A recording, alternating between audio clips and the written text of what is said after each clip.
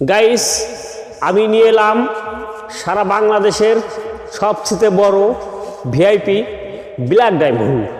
তা আপনারা এই ব্ল্যাক ডায়মন্ডকে দেখেন, অনেক সুন্দর চেহারা।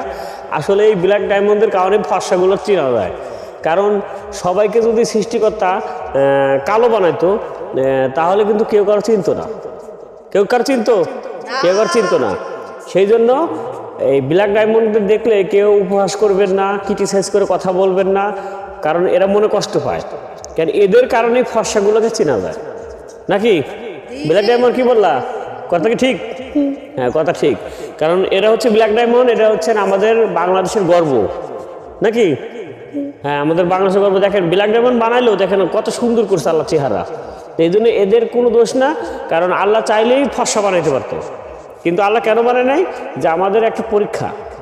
আমরা যারা দুধ ফর্সা আছি তারা এদেরকে কোনো রকম ব্ল্যাক ডায়মন্ড বলে ভেঙাবো না, টিটকিরি করবো না, এই কালাই দিকায় অনেকে বলে, এই পাটায় দিকায়।